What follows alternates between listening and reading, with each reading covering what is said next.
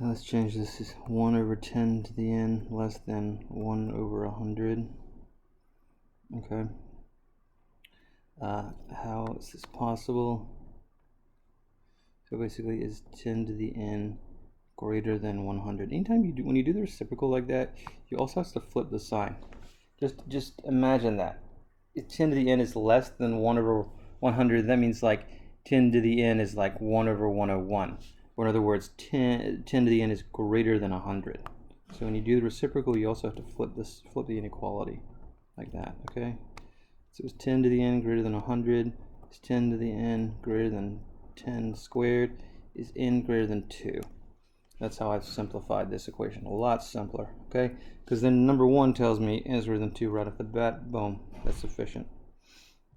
What does this tell me? 1 over 10 to the n minus 1 is less than 1 over 10.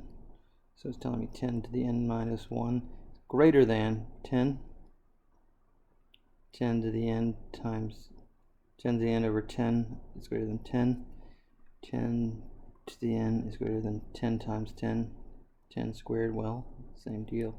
That's sufficient, D.